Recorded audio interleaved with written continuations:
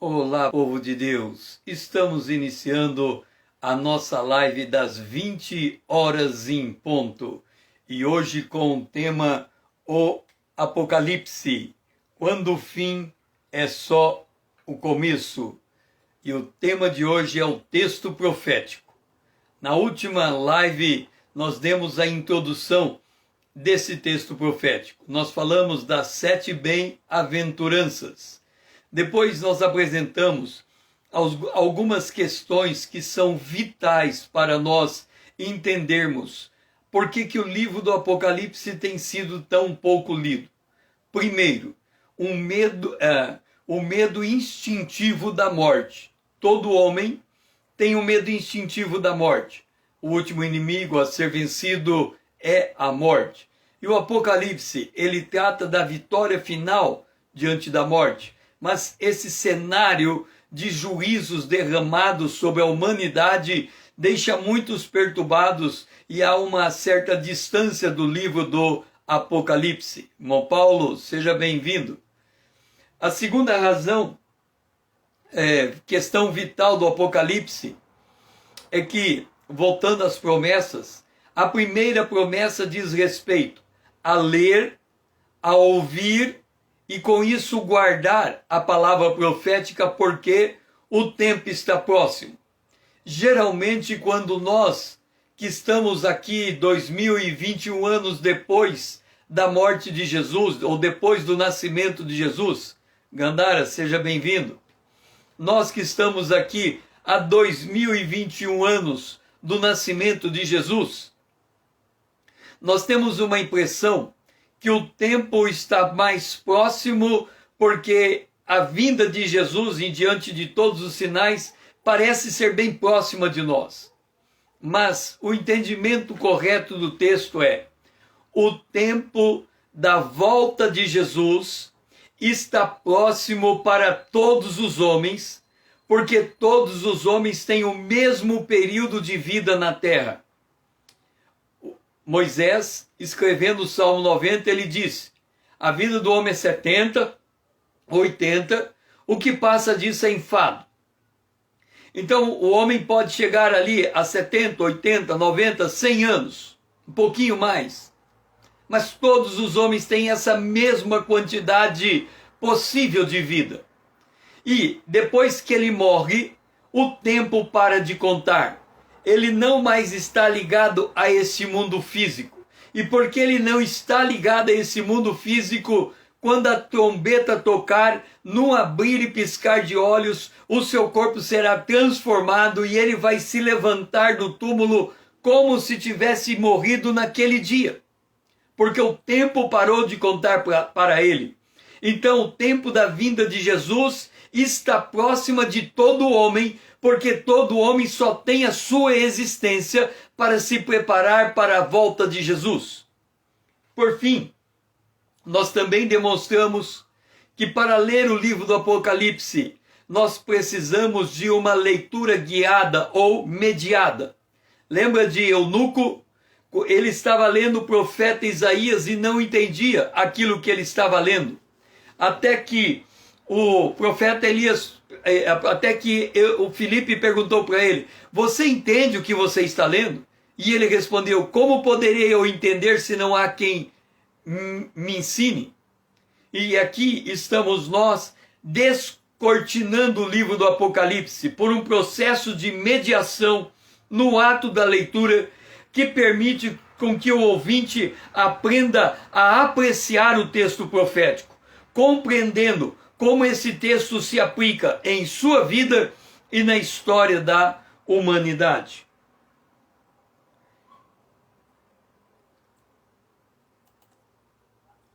Por outro lado, nós temos que entender o espaço e o tempo na profecia. Eu creio que vocês já conhecem o gráfico que eu tenho utilizado para retratar os principais eventos proféticos. Então nós temos os principais eventos proféticos, que são a eternidade passada. É muito importante que a gente tenha em vista esses marcos proféticos. Depois nós temos o crono e a eternidade futura. Observa, no quinto dia da criação, no quarto dia da criação, Deus colocou os luminares e ele declara em Gênesis no capítulo 1 que os luminares foram colocados para a marcação dos dias, meses e anos e das estações. Então o propósito do tempo é para marcar o tempo para nós seres humanos. Por outro lado, quando vier a Nova Jerusalém, o próprio Deus será o sol da cidade. Então a maneira de contar o tempo na eternidade será diferente daquele que conhecemos hoje. Esse Cronos nosso, ele é marcado por dois eventos extremos. A criação dos céus e da terra, e ao final, no livro do Apocalipse é dito, será criado novos céus e nova terra. Por outro lado, nós temos o evento da morte e ressurreição de Jesus, e depois nós temos o evento da volta de Jesus Cristo. Lídia, seja bem-vinda. E nós temos também o evento do Pentecoste. É uma tentativa de desenhar uma pomba, mas é o Pentecoste.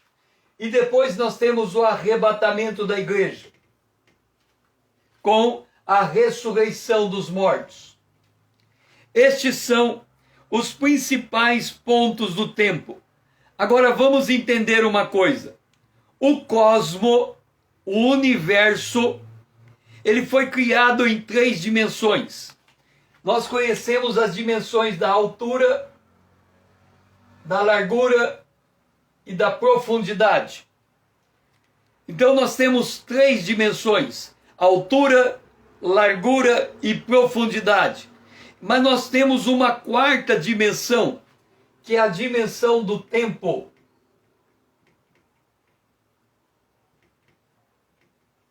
É muito importante nós entendermos a dimensão do tempo. Por quê? Quando nós lemos, vamos ler Gênesis capítulo 1, o versículo 14. Deus diz: haja luminares no firmamento dos céus, para fazer separação entre o dia e a noite, a lua, o sol e a lua. E ele continua: e sejam eles para sinais e para estações, para dias e anos. Cada um desses eventos, nós podemos também designar eles como estações de Deus, tempos determinados por Deus. Por exemplo, a Bíblia diz que Jesus veio na plenitude do tempo, quando tudo estava preparado para a primeira vinda de Jesus, Jesus veio. Então, o tempo é uma propriedade adequada para computar a vida humana. Nós dependemos do tempo para tudo aquilo que nós fazemos. Agora vem uma questão vital. A profecia tem ainda um aspecto singular, porquanto ela revela fatos futuros ainda não acontecidos, com a mesma precisão como se eles já fossem conhecidos. Quando nós lemos em Isaías, no capítulo de 46, no versículo de número 10, Isaías 46, o versículo 10, diz: quem é o Deus que desde o princípio anuncia o que há de acontecer, e desde a antiguidade as coisas que ainda não sucederam? Que digo, o meu conselho permanece de pé, farei toda a minha vontade. O que significa isso? Os profetas, portadores desta revelação, eles tinham a consciência que eles estavam falando para dias futuros. Veja o caso de Davi. Davi disse assim: é ainda pouco aos teus olhos, ó Senhor Jeová, senão que também falaste da casa do teu servo Davi, para tempos distantes. É isso o costume dos homens, Senhor Jeová? De modo algum. Note aqui, eternidade passada, já aconteceu. Criação dos céus e da terra, já aconteceu. Morte e ressurreição de Jesus, já aconteceu. Derramamento do Espírito Santo, já aconteceu. Não aconteceu o arrebatamento da igreja.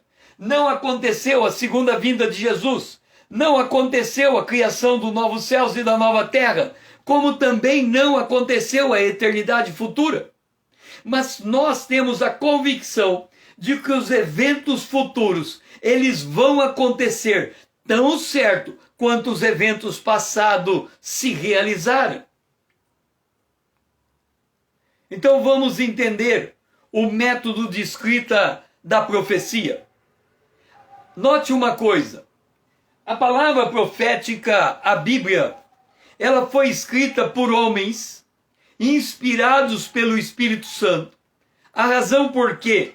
Mesmo a Bíblia tendo sido escrita por 1600 anos, por 40 diferentes autores, eles tiveram a mesma inspiração do Espírito Santo.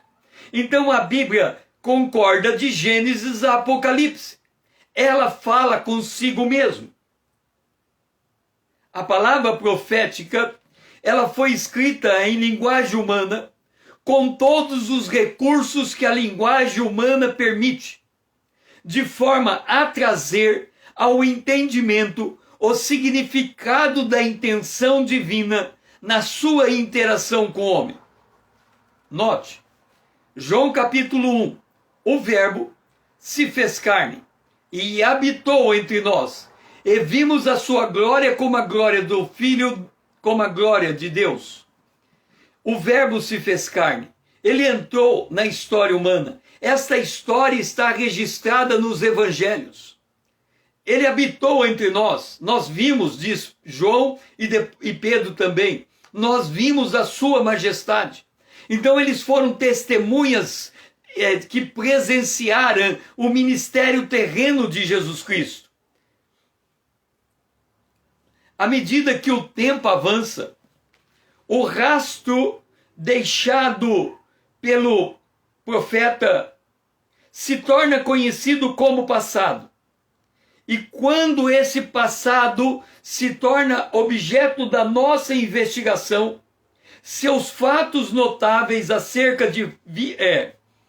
quando nós olhamos para o passado, nos eventos que já aconteceram e nos eventos que aconteceram que estão registrados, nós chamamos esses fatos passados de história. Todos os livros da Bíblia, que não são os proféticos, eles tratam de histórias acontecidas, eventos com homens e mulheres reais. Não, a plenitude da vinda de Jesus não foi no domínio de Satanás. A plenitude da vinda de Jesus foi citada por Paulo aos Gálatas. Vamos ler Gálatas capítulo 4. Gálatas capítulo 4. Gálatas, Atos, Gálatas. Gálatas capítulo 4. Olha o que está escrito. Assim também, quando éramos menores, estávamos servilmente sujeitos aos rudimentos do mundo, vindo, porém, a plenitude do tempo, Deus enviou o seu Filho, nascido de mulher, nascido sob a lei, para resgatar os que estavam sob a lei. Quer dizer, quando Jesus veio, todas as profecias que designavam a vinda de Jesus, marcando o dia o lugar do seu nascimento, o lugar onde ele passaria a infância, os caminhos que ele haveria de percorrer, como ele iniciaria o seu ministério, os milagres que ele faria, a maneira como ele haveria de morrer, o lugar onde seria enterrado, quanto tempo levaria para ele ressuscitar. Tudo isso foi previamente preparado por Deus. Além disso, Deus preparou a língua grega para o Novo Testamento ser escrito na língua grega, preparou as estradas romanas para que o evangelho pudesse expandir rapidamente por todo o mundo conhecido. Então, tudo isso foi preparação de Deus para que Jesus chegasse naquela hora.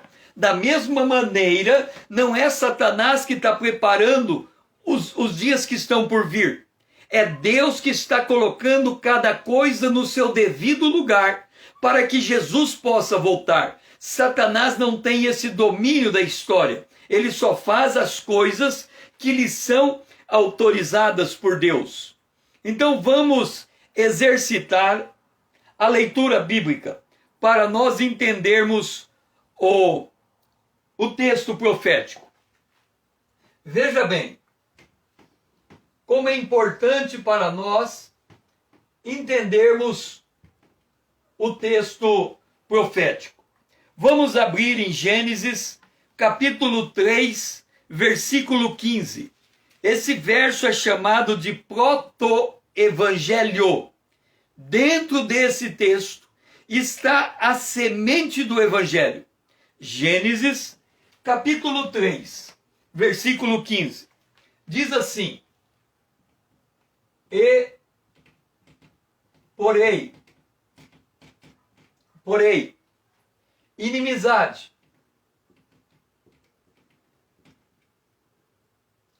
porém, inimizade, olha só o que está escrito dele. Porém, inimizade entre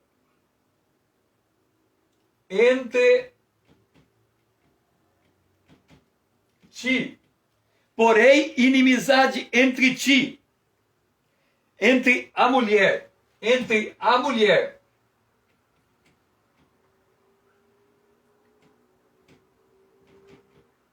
Porém, inimizade entre a mulher e a tua semente. Porém, inimizade entre a mulher e a tua semente.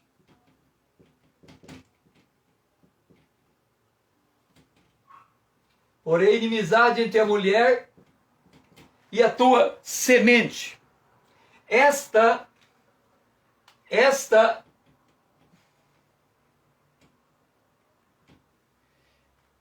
a mulher entre, porém inimizade. Vamos organizar o texto.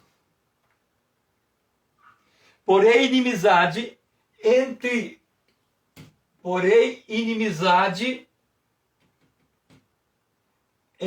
ti. Porém inimizade entre ti e a mulher.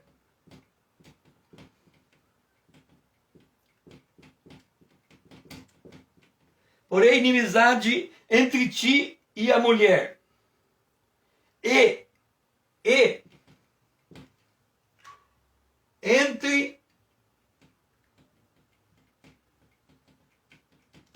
Porém inimizade entre ti e a sua mulher, e entre a tua semente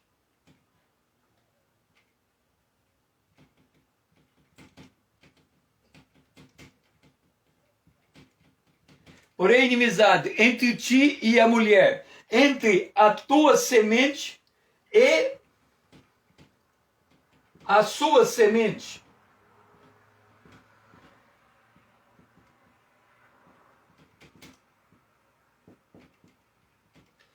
Porém, inimizade entre ti e a mulher e a sua semente. E tu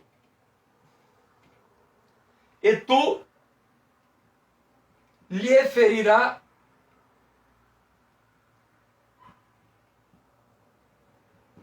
o calcanhar.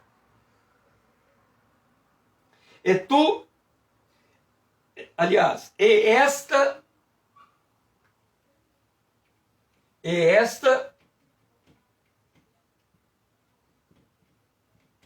lhe ferirá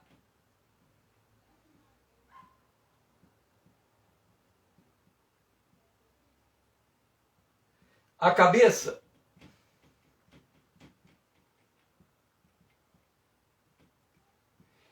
E tu lhe ferirá o calcanhar. E tu lhe ferirá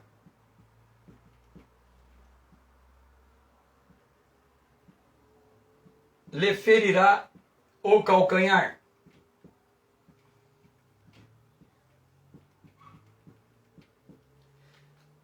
Agora, observe uma coisa.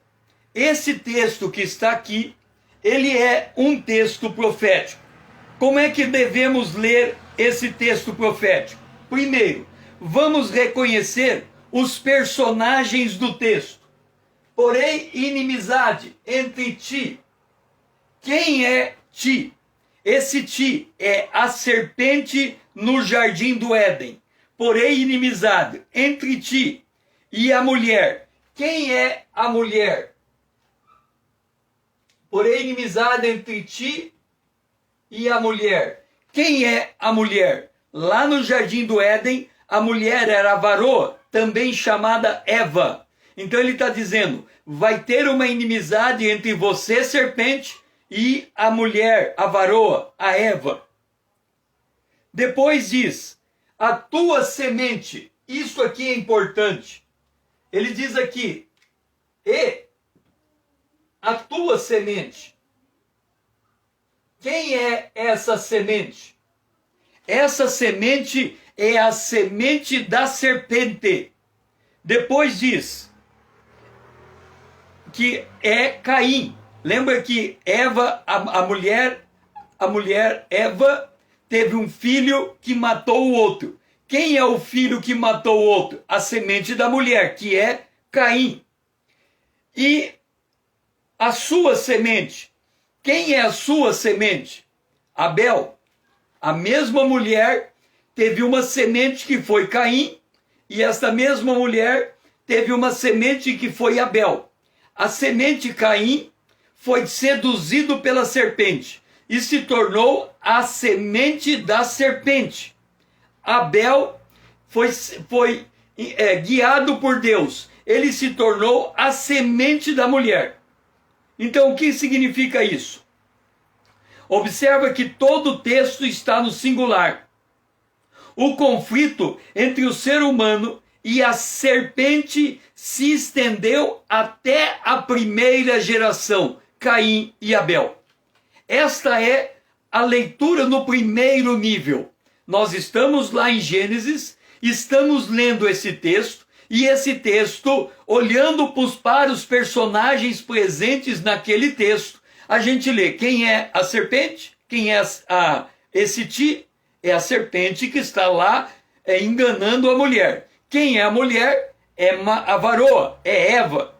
Quem é a semente da serpente? É Caim, que se tornou filho do maligno. E quem é a semente da mulher? É Abel, que seguiu os caminhos de Deus. Então esta é a primeira leitura de um texto profético. Agora vamos de novo fazer uma segunda leitura do mesmo texto. Quem é esse ti? Porém, inimizade entre ti. Apocalipse capítulo 12. Ele é Satanás, o grande dragão, a antiga serpente. Então observa, na primeira leitura que fazemos, olhando para os personagens do Éden, aquele ti diz respeito à serpente. Mas olhando para a Bíblia toda, aquele ti diz respeito à antiga serpente, que é o diabo, que é o dragão, o grande dragão, que é Satanás, que é o nosso acusador diante de Deus e dos homens. E quem é a mulher? Olhando agora, dando um passo atrás, olhando Gênesis capítulo 3, versículo 15, sob a ótica da história, a mulher é Maria. Aí você fala, César, por que a mulher é Maria? Você vai dizer, é óbvio que é Maria, porque ela foi a mãe de Jesus. É verdade. Mas quando nós lemos esse texto, nós encontramos a mulher, encontramos a serpente, mas não encontramos o homem. O texto não fala do homem Adão. Ele fala da semente da mulher. Ele exclui Adão. Agora, por que que ele excluiu Adão?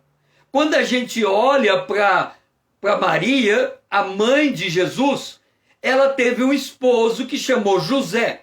Mas José não foi o pai de Jesus. Jesus foi concebido no ventre de Maria por meio do Espírito Santo.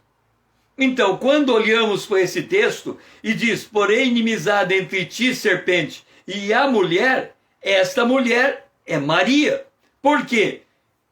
Vamos ver a semente. Quem é a semente da serpente? Olhando para o tempo de Jesus, porque a mulher vai dar luz a uma criança e o nome dela será Jesus, ele constitui para si 12 apóstolos, um apóstolo é o traidor. Quem é esse traidor? A semente da serpente. Olha, a mulher lá no Jardim do Éden, ela teve 2 filhos. Caim, que se tornou semente da serpente. Abel, que seguiu o caminho de Deus. Quer dizer, do mesmo ventre de Eva, saíram 2 personagens, um influenciado pelo maligno e o outro influenciado por Deus. Quando Jesus, ele reúne 12 apóstolos, o maligno chega no meio dos 12, escolhe um, influencia esse um, e esse um é a sua semente. É o traidor que trai Jesus. E quem é a semente da mulher? Por óbvio, é Jesus. Jesus nasceu por uma profecia. O anjo Miguel entregou a palavra profética dizendo que Jesus nasceria do ventre da mulher. Então, no Novo Testamento, é feita a revelação que Jesus não nasceu da semente do homem, mas foi concebido pelo Espírito Santo no ventre da mulher. Então, quando nós olhamos essa mesma profecia de Gênesis 3, capítulo 15, nós vemos uma distância temporal. Se nós pegarmos a primeira parte da sentença, aonde diz que vai ser uma inimizade entre a serpente e a mulher, e se nós colocarmos que a semente e a mulher se tratam de a mulher é Eva e a serpente era aquele animal que estava lá induzindo Eva ao engano, entre aquele momento e o momento que nós vemos aqui, a semente pisando a cabeça da serpente, se passaram 4.000 anos. No único texto bíblico, se passam 4.000 anos de história. Percebe? O que significa isto? Significa que quando nós olhamos para o texto profético, muitas vezes entre uma sentença e outra sentença pode passar 1.000 anos de tempo, 2.000 anos, 3.000, 4.000 anos, como é este caso. Então nós temos que ler o livro profético, olhando para a Bíblia toda, olhando para a história toda, porque se nós apequenarmos a nossa mentalidade, olharmos só um pontinho do nosso nariz, nós não vamos entender a palavra profética, porque ela é muito maior que o período da história de uma geração. Deus é de eternidade a eternidade. O período da história vai da criação dos céus até a criação dos novos céus e da nova terra. Então, durante todo esse período, estão acontecendo os eventos proféticos. Alguns já aconteceram, outros ainda vão acontecer. É por isso que nós, quando lemos o texto profético, você viu como demorou para eu escrever? Só para escrever o texto?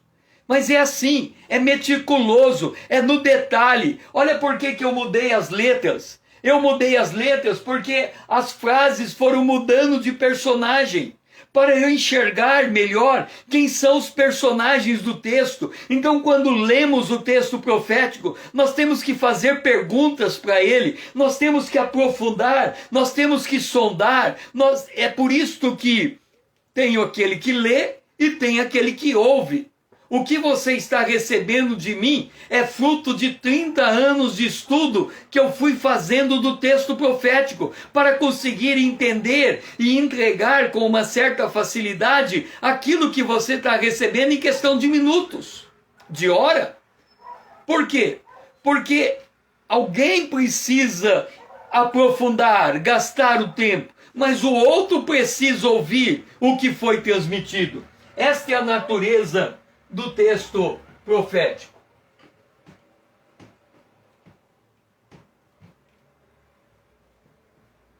Vamos agora examinar como que devemos abordar o texto profético.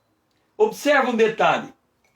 Quando a gente escreve uma sentença como essa aqui, Gênesis 3:15, deixe eu ler de novo para você entender o que eu estou falando. Porém, inimizade entre ti e a mulher. Este ferirá a cabeça e tu lhe ferirá o calcanhar. Por que que eu li, porém, inimizade, e depois eu pulei? Este te ferirá. Porque na primeira parte do texto, se você tiver a Bíblia, você pode examinar. Porém, inimizade entre ti e a mulher, entre a tua descendência e o seu descendente, ponto final. Aqui nós temos o quê? Nós temos a primeira sentença do texto. Ok? O texto tem uma sentença. Então aqui está a nossa primeira sentença do texto. Primeira sentença. Ponto. Tem um ponto final aqui. Aqui está a nossa segunda sentença do texto. Segunda sentença. E tem um ponto final entre a primeira sentença e a segunda sentença. Eu chamo isso de eventos distintos. Eventos distintos. Por quê? Porque nessa sentença tem um evento, nessa sentença tem um outro evento, e tem um período de tempo no meio do evento. Mas nós temos eventos que nós podemos enxergar ele da seguinte maneira. Aqui tem um texto, começo e fim do texto. Aqui tem outro texto, e aqui tem um terceiro texto.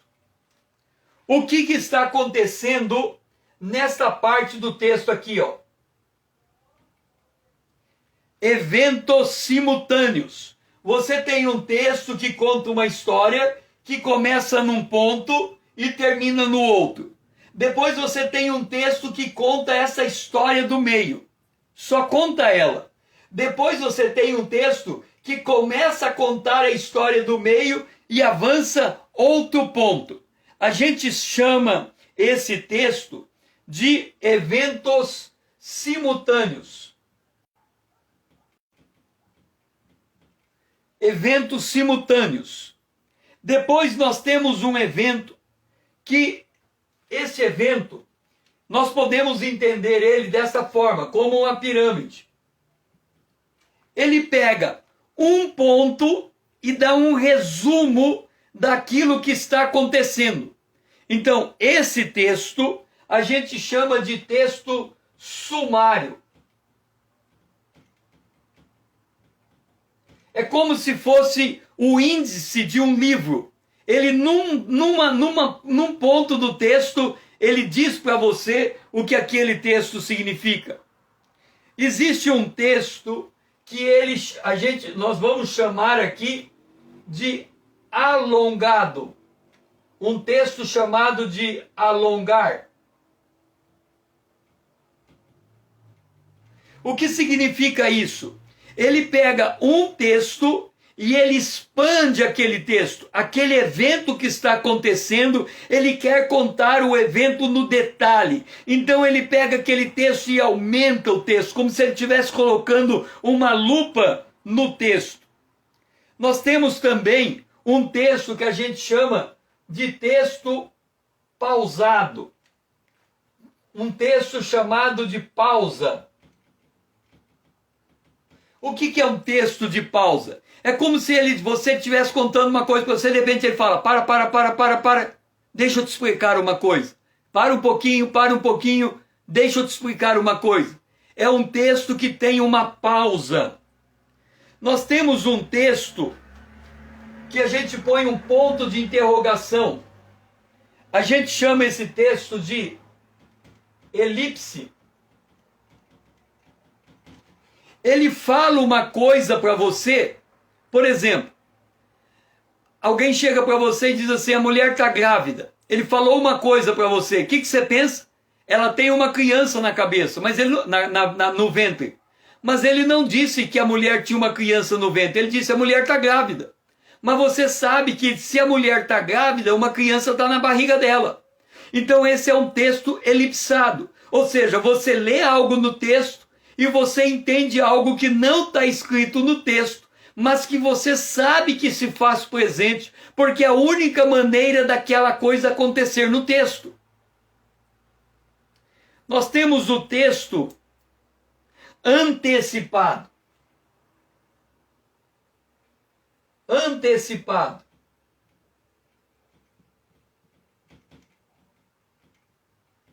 O que é o texto antecipado? É o texto que diz assim, antes de acontecer eu vou te contar, para que quando aconteça você já esteja preparado. Esse é o texto antecipado. Existe também o texto retrospectivo.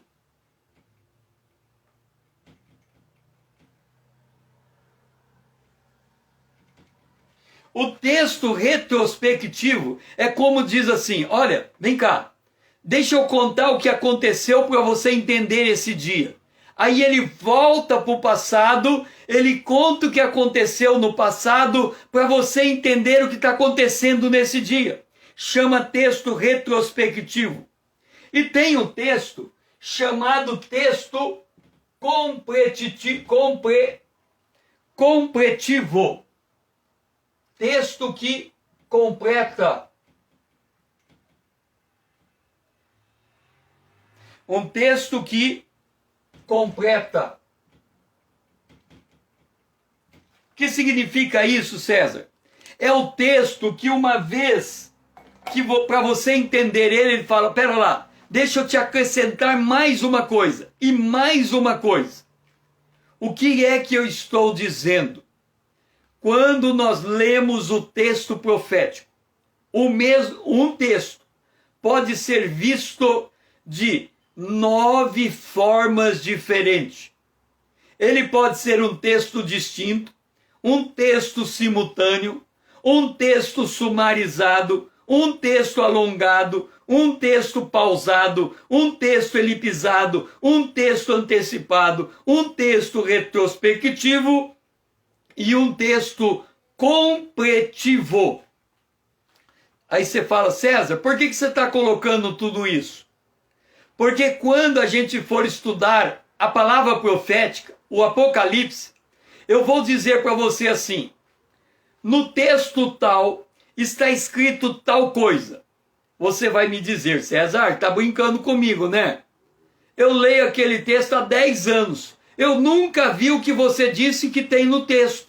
Como é que você agora vai chegar para mim e vai dizer, aquele texto que eu leio faz 10 anos, milhares de vezes, você está dizendo que tem algo no texto que eu não consegui entender, eu não consegui ver. Aí eu vou dizer, é isso mesmo. Você não viu, porque você não colocou ele no lugar da história, você não soube qual era o marco profético para ele. Você não alongou o texto, você não aprofundou o texto, você não percebeu que aquele texto tem outro texto na Bíblia que fala igual aquele texto. É por isso que quando nós estamos ensinando o Apocalipse, quem está ouvindo, ele tem que ter a sua mente aberta para falar assim, será que é? Quem lê ou estuda o Apocalipse, quem ouve, tem que ser igualzinho os bereanos. Porque se eu falar algo, você vai dizer, não está escrito. O bereano não faz isso. Se eu falar algo, o bereano vai falar assim, será que o que ele disse está escrito e eu não vi?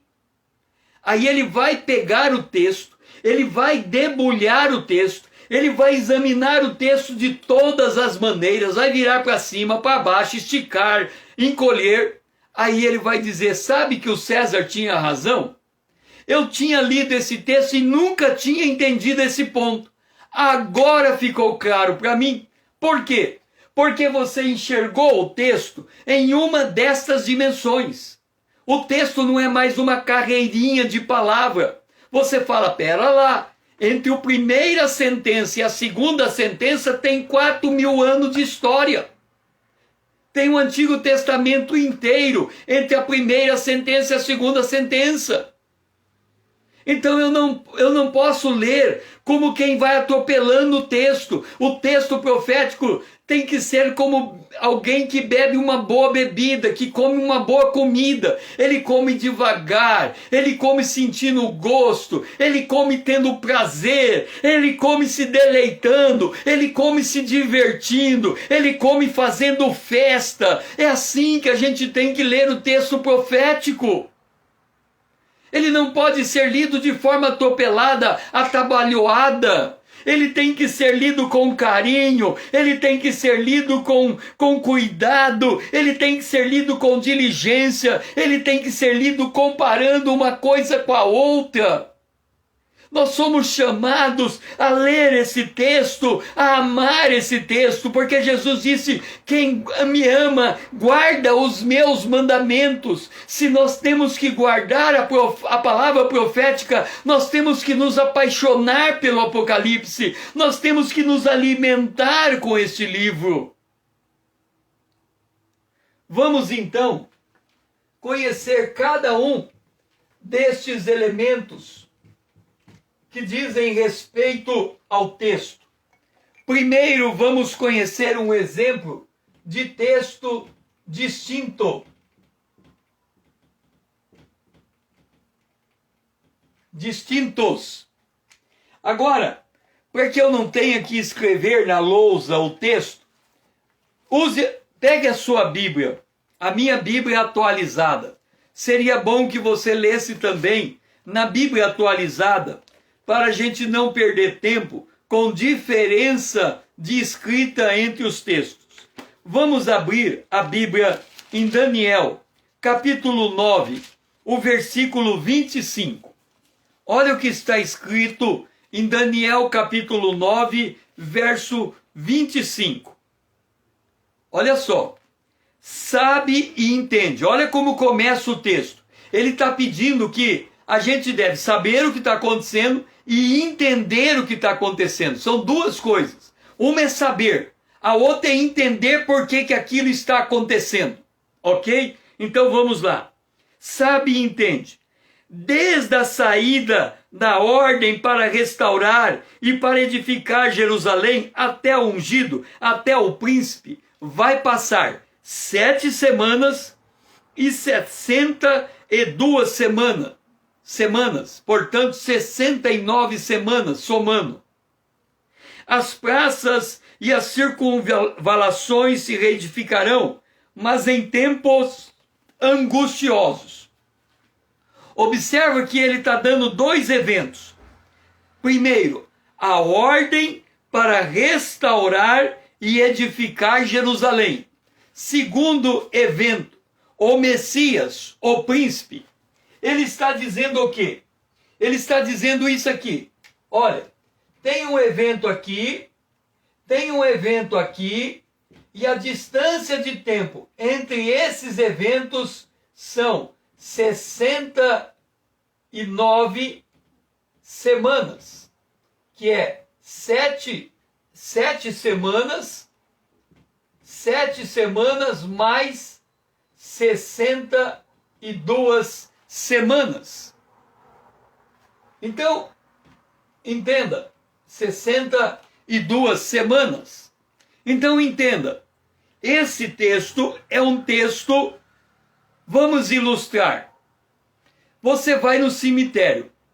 Aí você chega lá no cemitério e tem assim, 1970, 1990, 70 menos 90, 20 anos. O que lá no cemitério aqueles dois números estão dizendo?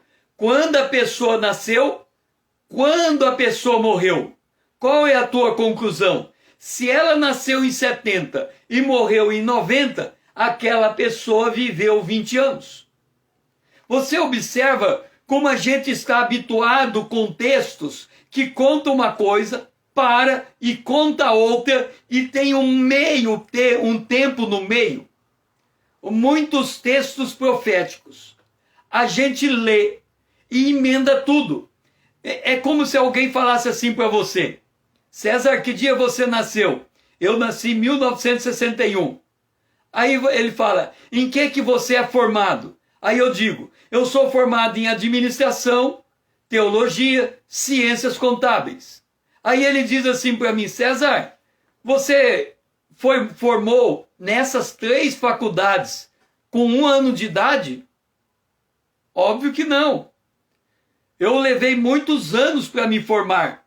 Mas você falou que nasceu em 1961, claro, você perguntou quando eu nasci. Não perguntou quantos anos eu tenho. E não viu o tempo no meio. Então, se a gente não entende o tempo no meio, a gente fica perdido na palavra profética. Então, nós temos que ler o texto e entender esses eventos que estão acontecendo dentro do texto, que dá um espaço entre eles de um bom período de tempo. Vamos agora para o segundo tipo de texto. O segundo tipo de texto é chamado texto simultâneo.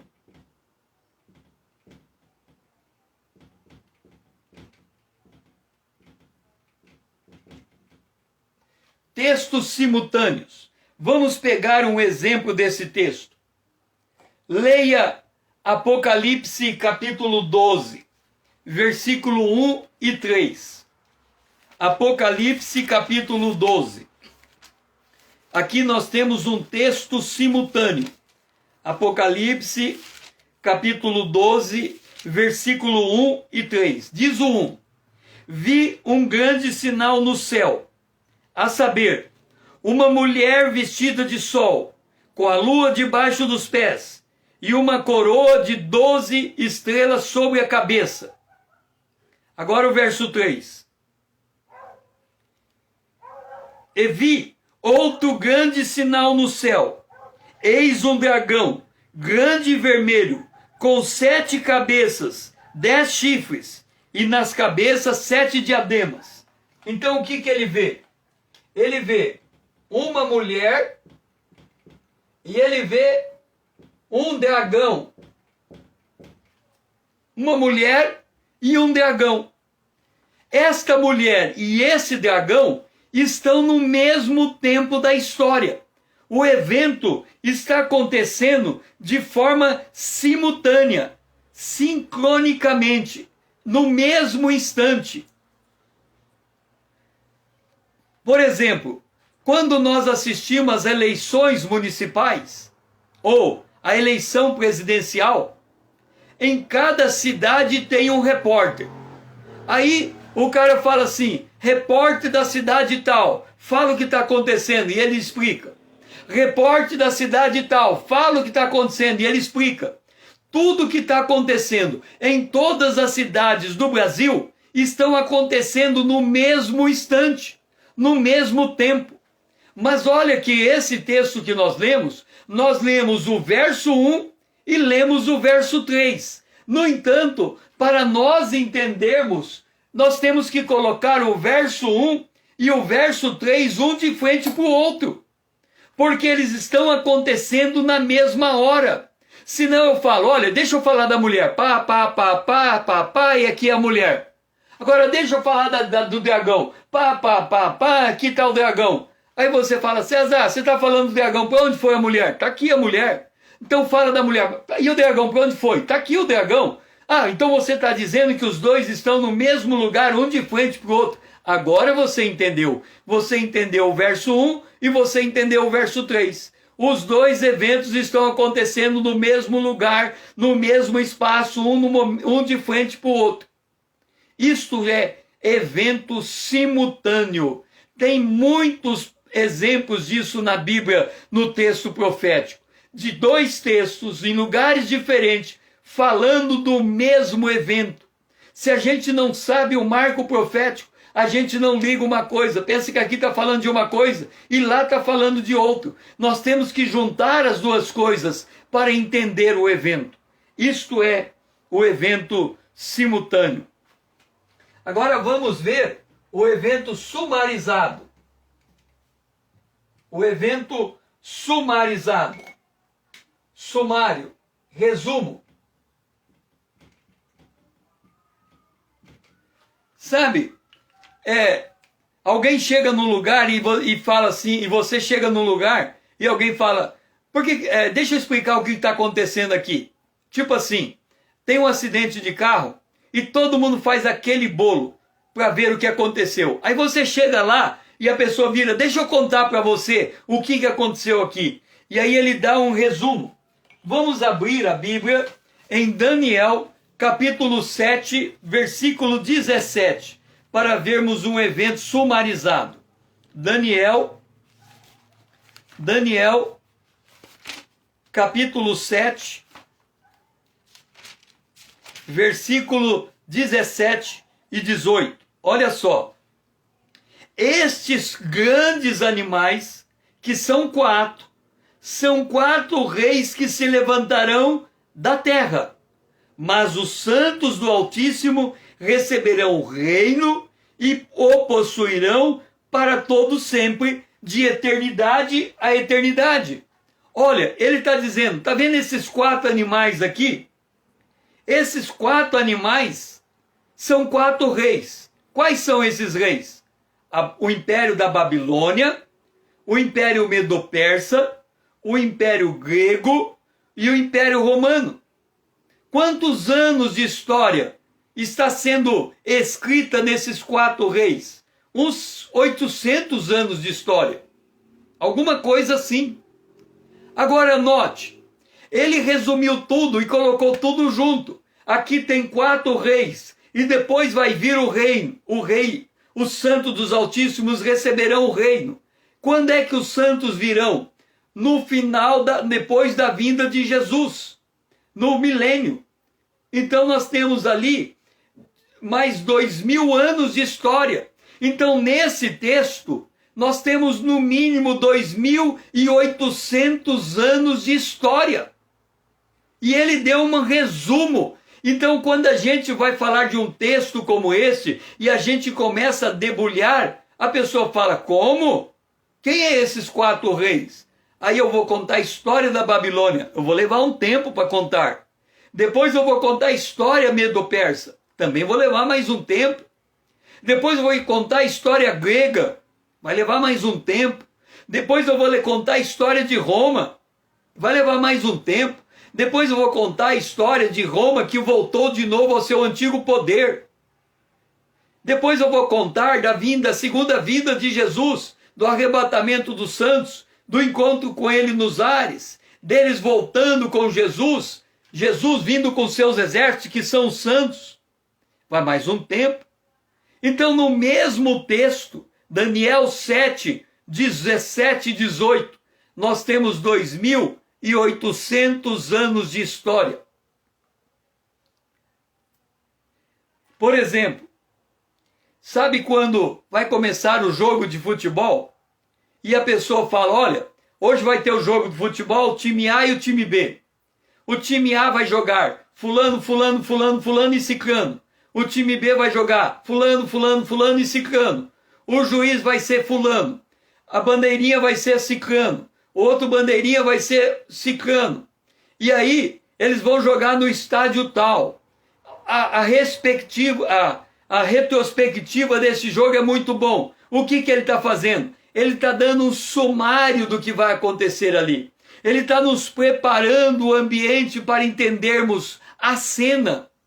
Então, estudar o Apocalipse, ele é muito rico. Ele envolve muita riqueza de conteúdo. Por que nós, nessa live, nós estamos navegando na Bíblia? Nós nem saímos do capítulo 1 do Apocalipse, o verso 3. Nós estamos falando o capítulo 1, verso 1, verso 2, foi a primeira live. Ela teve 4 encontros de 1 hora, 4 encontros para explicar o verso 1 e o verso 2 do Apocalipse. Agora nós vamos ter esses encontros para explicar o verso 3, bem-aventurados que leem, bem-aventurados que ouvem. Nós estamos explicando agora como é que a gente lê o texto profético, como é que a gente debulha ele, como é que a gente chega no entendimento, como é que a gente abre as coisas que estão se passando. Por que nós fazemos isso? Porque há muita riqueza. Lembra da live anterior, quando nós falávamos que buscar o texto profético é como buscar um tesouro precioso? Que a gente tem que entrar dentro do texto, debulhar o texto, nos apaixonar pelo texto. Então, quando nós estamos falando tudo isso, tem aquelas pessoas que querem estudar o Apocalipse baseado em alguns eventos. Ele escolhe o evento que ele quer falar. E aí ele fala para mim da marca da besta. Por que ele só olha para aquele evento? Porque é a única coisa que ele conhece. As outras coisas é como se fosse uma página em branco. Ele lê e não entende. E aí ele quer entender só aquele texto que ele acha que ele precisa entender. Essas lives que nós estamos fazendo às 20 horas é um convite para você entender o texto. É um convite para você explorar o texto. É por isso que eu motivo você a comprar um caderno como este. Este aqui é meu caderno de estudo bíblico de número 46. Eu tenho 46 cadernos de estudos bíblicos. Você deve comprar, porque a gente tem que anotar aquilo que nós estamos lendo. Nós temos que observar as diferenças, falar, olha, eu estava lendo aqui, mas eu não tinha visto que havia um ponto e vírgula. Eu não tinha visto que havia um ponto na sentença. Eu não havia visto que a primeira sentença tratava de um fato que aconteceu há 4.000 anos atrás. A segunda sentença trata de um fato que acontece 4.000 anos depois do primeiro. Então, quando a gente vai desenhando o texto profético, vai enxergando, fazendo mapas mentais, nós vamos extraindo o entendimento. E é pelo entendimento que nós aprendemos a guardar esta palavra profética. Eu agradeço muito que você esteja aqui comigo. Nós passamos 3 eventos, são 9, faltam ainda 6 eventos, da maneira diferente como devemos entender a palavra de Deus. Eu creio que muito dos textos que eu usei aqui, você ficou curioso para ter o entendimento daquele texto. Mas agora não é a hora de buscar esse entendimento. Agora é a hora de entender como é que o texto profético se forma.